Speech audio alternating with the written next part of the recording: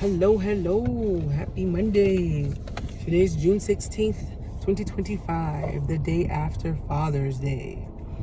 I hope you fathers had an amazing Father's Day. I hope it was impactful. I hope you were appreciated for the hard work you do, and not just on that day, but every single day, but definitely being recognized for it at times. Like, it feels good to know that people appreciate your hard work as a father or as a parent, so kudos to you for being there, being present, providing for your family, providing stability, a safe space, financial security, love, affection, guidance, lessons, all those things that our children need from us, and especially from our fathers, that we need to be able to function in this life here on earth. So and those who feel like they can't be a great father, I know there's people that don't think they can because they didn't have the greatest example. There's a lot of tools and resources out there for you to help you learn how to be a better father, or surround yourself with people who exude that, and you can pick up some tips from them to how to be a better father or parent, you know what I mean? Because our children need that. We can't run away from fear, or run away in fear of not being a parent. Like, we made the decisions to have them regardless of certain circumstances, whether they were conscious or unconscious, or protection or not. That doesn't always prevent a child from coming. So I just want to let you know that even in the midst of that, you can step up and still be present with your kids. Like, your life is not over. If anything, your life is just beginning of another new adventure. You just add another title to you. So you're not just a boyfriend, husband, fiance, a brother, a son, a cousin, a friend, an uncle. You're a father, and then hopefully in the future you could be a grandfather. So you add a lot of value to yourself over time, and hopefully that inspires you, because like I said, we're in a society where there's a lot of fatherless children, or even motherless children, and they need both their parents, or they need figures out there who are going to protect them from those that don't have their best interests, regardless of them being biologically yours or not. We as a collective have to come together to protect the children, because it's not the children's fault why they might have their father or their mother in their life, or they don't have any other family members. Like, our job is to, as a collective, is to pick up the slack, to be there and show them that they're important. That, well, you can't be like, well, your mama not here, your daddy not here, so I can't help you. That's not fair. That child didn't ask to be here, and we should not cast them to the side because they don't biologically belong to us. We should not feed them because they're not our own. We should not clothe them because they're not our own. You know what I'm saying? So I feel like our society is missing that. Is always, that's not my child, this and that. But if it were your child in that situation, what would you want somebody to do for them? Hypothetically speaking, if it were your child, what would you want somebody to do for them? Sorry, I don't know what that is on my face. Like, what would you want them to do for them? So, like I said, we just need to buckle down together, come together as a collective, and bring our motherly and fatherly attributes to our children and their well-being, because they need us regardless of what we think, regardless of what society says, regardless of how they try to paint the picture. They don't need a man in the house, or a woman can do it all by herself. We don't want to. Be honest with you guys, a lot of us don't want to do this by ourselves, because this is not a choice. Let me just have a baby, I kick him out, say he a deadbeat, and I want that baby and him in my life, and I do it by myself, and then I complain about struggling. Does that make sense? No. No one wants to be a single parent. Two parents is a struggle together. So imagine it with one, right? So having multiple kids is a lot of work. So one alone, but then you add more, that's a lot. And they do value your time. Hence why I stopped at 3. That's a B. I ain't gonna bother you, but go ahead and pollinate, do your pollination.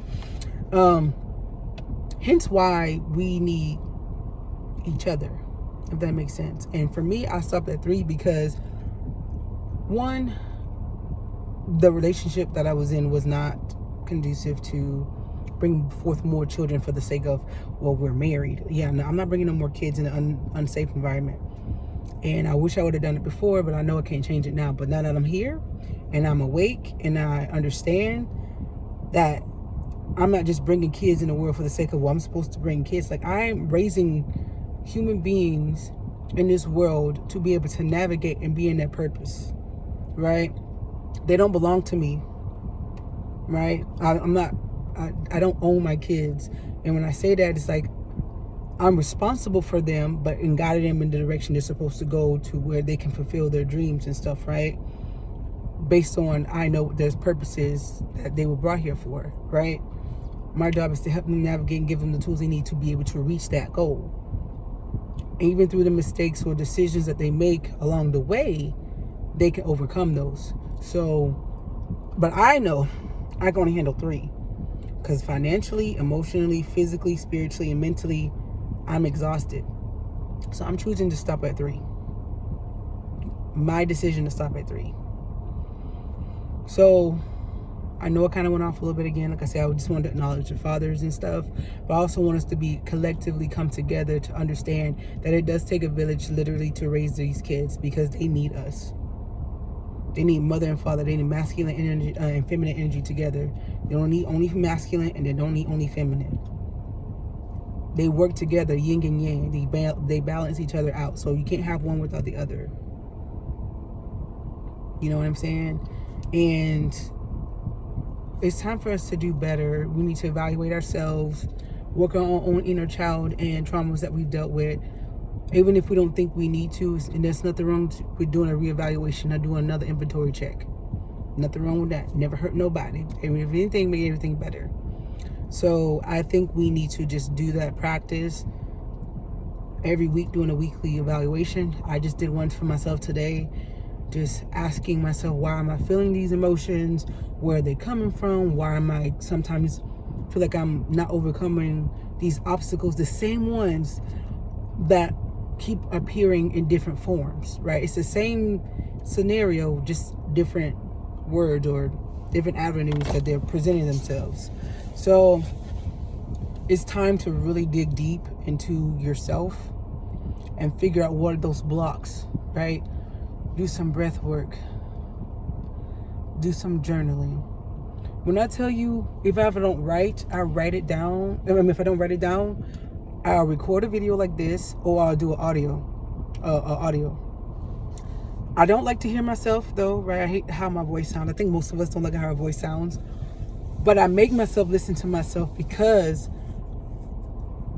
I know that I've gotten it out. Even though if no one else has heard me, I've released it out of my body because I've been holding whatever it is that's been in there, or whatever I discovered that was there. So, excuse me, writing it down, recording yourself, video or audio, or even doing other things that, boxing helps release that. So now you're getting physically fit, you're releasing the anger in a positive way. You're using your anger that way, not physically on somebody. You other build, mental skills in that. You can read a book. Reading is fundamental, and I didn't realize that it's fundamental and it's educational, and it can be very, very fun and imaginative for you, and really open up your creative pathways. You know what I mean? Discovering new outlets, finding new hobbies. Me and my kids right now, we fish. Like, that's our new hobby. I never grew up fishing. I used to have my uncle skin catfish, but I never grew up fishing. So I decided to take my boys fishing. They never been before, and I didn't want to wait till they were older to wait for someone particular to take them fishing. I'm like, I don't want to wait 10 years from now and be like, yeah, we should have done that like I did. So I'm like, you know what, I'm gonna take my kids fishing. Let's go. A neighbor gave us 2 fishing poles. I bought my baby girl a fishing pole. I buy bait every now and then, and we get our bucket and we go fishing, and we just have an amazing time. And they just enjoy the relaxation of the water, the fact that they can catch a fish. It teaches them patience, help them, strategize when they should come. Should we come in the morning? Should we come in the afternoon? When should we come? And then that bonding thing, I remember watching that movie In and Out. I don't know if you saw it, but like her core memory, I forgot the little girl's name, but there will be little balls in different colors of certain memories that she would obtain over her life. And certain memories affect that person, right? So she had a core memory, whether the core memory could be happiness or sadness, it affected her some form. So I know by doing that, it's a core memory of, they will all remember that as happiness or peace, because when we do it, we have so much fun, we laugh, we kiki, just when we catch it, even a small little fish is like, oh, I feel it, oh darn, ate my bait, but it didn't get my hook. Like I almost got that excitement of pulling, just fun, So, and for me, I feel like I said, as a collective, we have to watch out for these babies. Like, get out of our own selfish ways or mind thinking, well, they're not my kids. I understand that, because I know some people can be a little bit crazy when you're just trying to be helpful, right? Not to be judging them, not to condemn them, not to tell them that they don't know what they're doing. You just want to assist, right? And let them know that if they need help, that you're there.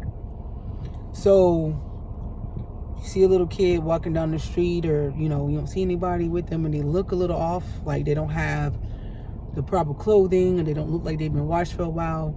Look, make sure they're okay. You don't want to do anything crazy, too much crazy these days, but we do need to be able to protect these kids. And I'm hoping to get back into volunteering. I used to volunteer a lot when I was younger, and then when I was in my marriage for a long time, I didn't really do that. I was stuck in a place of like a deep, like I want to say like a canyon. And as I got deeper, I couldn't see the light for a while, So me wanting to volunteer and make people laugh. I like making kids laugh. I like being goofy, making crazy faces, just make them feel comfortable. And it makes me feel good that I can make someone happy, and I can be myself as well. And let them know it's going to be okay. Have them not worry about what's happening next.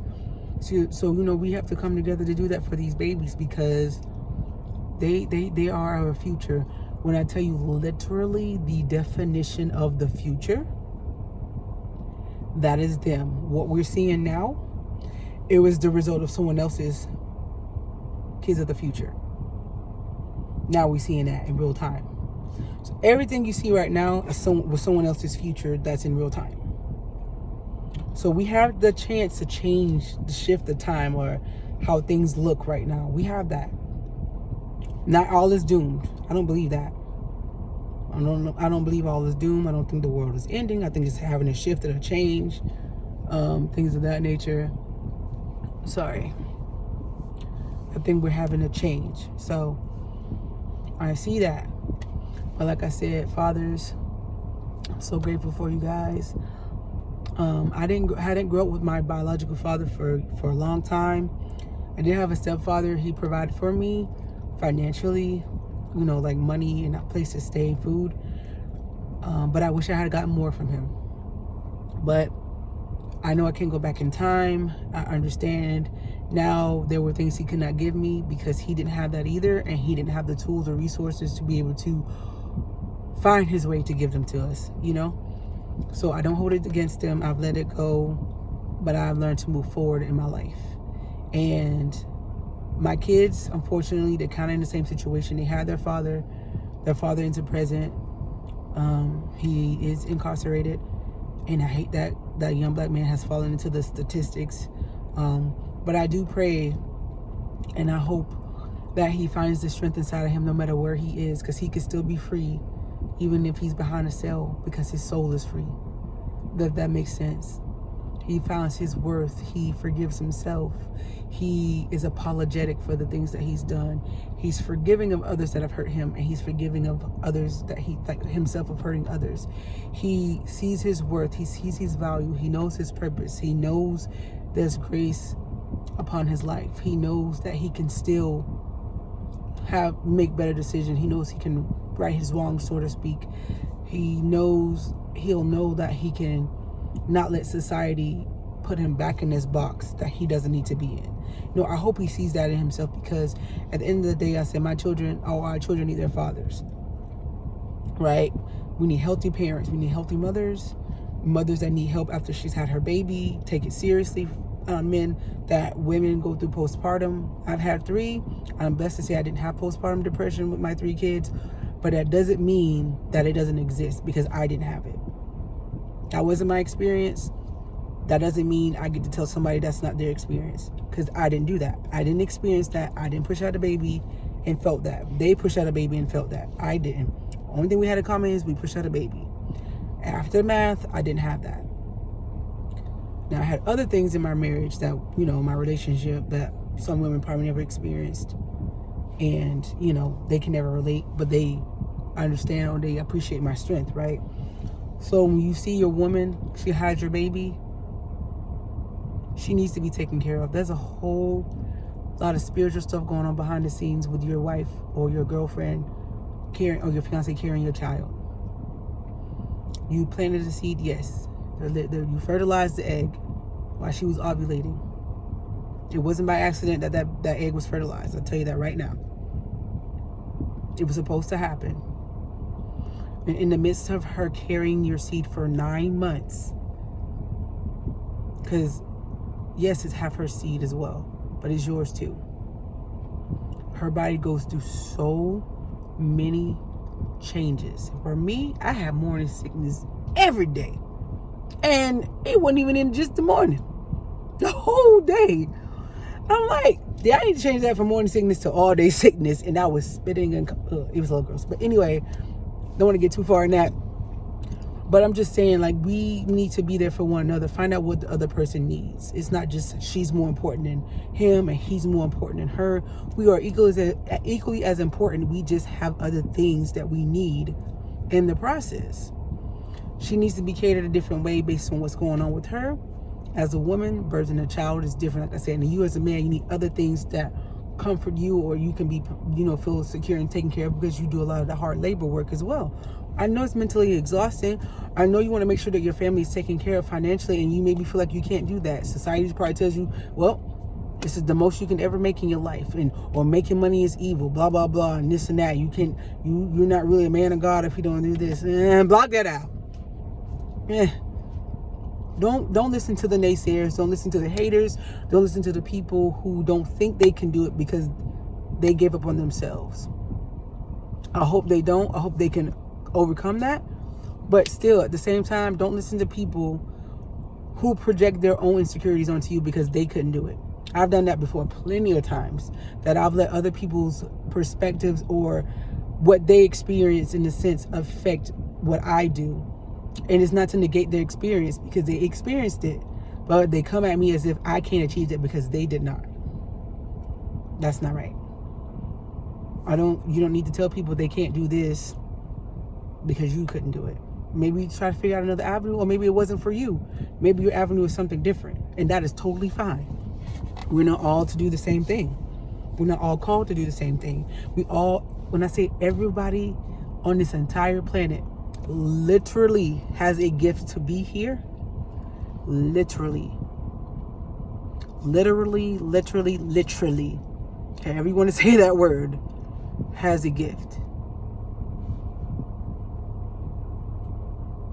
You have a gift. And I love my Tinkerbell experience or example, because I don't know who in here has watched Tinkerbell. If you watch Tinkerbell, like I said, I know I'm going a little sidetrack. That's just how my mind works. I'm just so want to encourage so many people, and in this process, it heals me as well. But Tinkerbell was born from a laugh, right? I found out in another movie she had a twin, but anyway, she was born from a laugh. She says hello, right? She's in this room of other fairies that have their certain gifts based, you're a tinker, you're a water creature, air, like all the elements, pretty much, kind of like, right? And her gift is to tinker, hence why her name is Tinkerbell. But Tinker was so busy looking at everybody else's gifts, and I've done this before, so a lot of us have done this, so we're not going to pretend that we haven't. I looked at everybody else's gift and was like, I want that gift because I don't like my gift. I want this gift. I want that gift. But every time, even though she was focused on their gifts, when she wasn't even thinking about it, she was tinkering. She was coming up with ideas. She was putting things together. She was fixing things, and she was lost in doing so in a good way. Like she was like mesmerized and minding her business, humming and singing because she was comfortable. She was in her zone. She was in her purpose. And every time she would jump out of her purpose, she would mess something up, right? And I say it in a way to say that she's not a screw up, but that wasn't her lane to be in. She had something else that she was greater at. It doesn't make her less than the other fairies that had other gifts. All their gifts were equal and important. Just Tinkerbell's gift was the gift of tinkering. You have a unique gift. Even if you're a singer, everyone has a different gift of singing. Everyone has a different gift for music. Art. By art, maybe directing, writing, doing stunt doubles, building houses. There's an art to everything. Braiding hair. I feel like people underestimate braiders, okay? Or hairstylists in general. I have locks, right? I braid hair sometimes. I'm getting back into that because I've always been drawn to hair. So I know I'm speaking to myself. I'm speaking to myself in here, right? Hair is an art. It took me a minute to realize that because I feel like society made me feel, or what I've seen, art being a painter, a writer, a poet, a singer, an actor, an actress. Like I saw that as the only form of art. Dressing people for their body type is an art. Putting makeup on people and bringing whatever fantasies to life, that's an art. Doing hair is an art. Don't let nobody tell you it's not. You braiders out there, I got you, sis. Got you, bro. That's an art. And I realized, I said, I am artistic because I'm thinking I can't draw. I'm not the greatest drawer. I didn't get that gift from my father. Not a great singer. I can sing a little bit. You know, you're not gonna get that much from me, but just a little bit. But I have the gift with my hands. My hands are my gifts. And me talking to people and encouraging people is also my gift. Having people laugh, making people feel comfortable around me, because I don't want anybody to feel uncomfortable. I don't like to feel uncomfortable. I want people to feel like I'm a safe space for them, that they can talk to me about anything, that their information is kept safe, and I will encourage them the best way I can, and not to, when they do something maybe wrong or maybe not in the right way, not judge them, because I've done that before, and I'm like, I probably shouldn't have done it that way. Probably could have done it a different way. But I want people to feel like I want to be the message to that person, whatever that message is. I'm to rely to them. I want it to be with love and kindness, but firm, if that makes sense. Like I want them to understand, like, that's what we got to do. But you got this, you know? So, all you fathers, like I said, out there, keep doing your thing. If you're a father that's struggling, ask for help. Ask for help. Do not be afraid to ask for help. I don't ever want you guys to be afraid to ask for help. We don't want you to be afraid to ask for help. Because it's hard. I'm a single mother. Not by choice, but by circumstance. Right? It's hard. Believe you me, it's hard. It's not impossible, right? You can still do this. You have to walk a different way. You have to reevaluate yourself every single day. Even when you have two parents in the house, it's hard. But one by yourself, definitely check in yourself, because it's just you. I do have my mother, my sisters, my family to help me, so I can't say I'm all alone like that, but I'm the sole decision maker for my kids. Everything.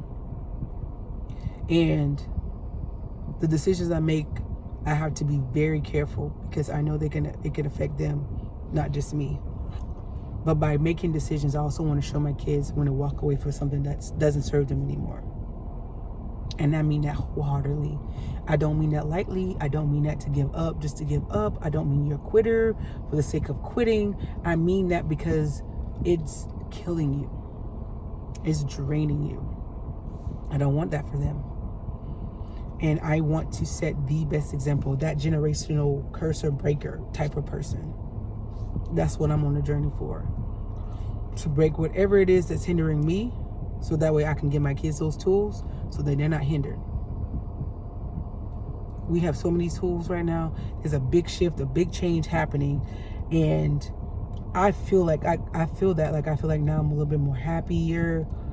I made changes to my space, being more organized, putting everything away when I need to, instead of letting my clothes sit in the basket. I probably gotta fold those. I do have those clothes in the basket, but I usually fold them up and put them up. But you have those days, whatnot. But I do my best to every day make sure I put everything back in its place, keep everything organized. And I don't mean like OCD. I don't have OCD, so if you're OCD, I apologize if this offends you. But what I mean is just putting everything back so it just keeps your energy flow clean in your home, if that makes sense. Because if my room is a mess, that means up here I'm mentally all over the place. When my room is clean, that means I solved my problem and I have clarity. And then I stay in clarity because my room is clean. But once I have another episode or something like that, and my clothes get everywhere, or my shoes are disorganized, I gotta get back to do it. So I try to make my bed every single day. Just so, and someone said that too, to make your bed every day. So let me tell you another thing, fathers and mothers out there, but specifically fathers, because I don't want you to think like that you don't matter. When you wake up in the morning, someone told me this. I watch a few videos, so I feel like they're talking to me. Right? I don't know them, but they're talking to me. You wake up every morning, or you go to sleep, before you go to sleep at night, pray, release all negative energies or negative thoughts that have come into your mind and cast them out. Speak nothing but life into yourself. Vision where you see your tomorrow to be. What does your tomorrow look like? How does tomorrow feel? Where's tomorrow taking you? And go to sleep and hold into that, visualize that, feel it, right? When you go to sleep. And just ponder on that. Just keep a smile on your face. And the first thing you do when you wake up in the morning before you touch your phone, because I have to make sure I keep my phone away from me, even with the alarm. Before you touch your phone, before you look at anything, speak nothing but gratitude. Thank you for this breath in my body. Thank you for this bed. Thank you for my life. Thank you for my children's safety and protection. Thank you for the food that I have. Thank you for the trees that provide me the oxygen and nourishment that I need. Thank you for this beautiful sun that kisses on my skin every day and gives me nourishment, right? Gives me warmth and protection that feeds the earth, right? Thank you for the birds, for the bees, for the fish, the water, the air that I breathe. Everything. Just be grateful. Be in complete gratitude. And I tell you, I've learned that the smallest amount of gratitude and just being appreciative, just for being present, just for being here in this body right now, is a blessing. Know that for a fact. And that you have your babies, wherever they may be, whether they're with you or they're away at someone else's space or they're in school, your babies are okay. And you're going to be okay. I love you guys. I'm sorry I'm a little long-winded. That is just how I am. And I'm going to stick to that until I figure out something else. So hopefully, maybe I just need to write my notes. I still go sidetrack off on notes. I'm going to let y'all know. I just, especially when it's just myself, and I just go.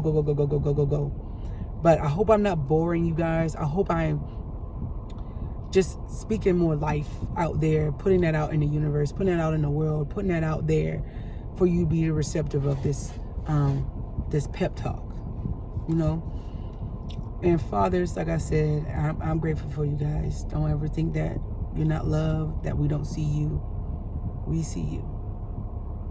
And we appreciate you, and you're more valuable than you think. And don't let media and social media and all this other negative gender war tell you otherwise. Turn that off. If it's nothing but negativity, turn it off. Turn it off. Love you guys. Peace.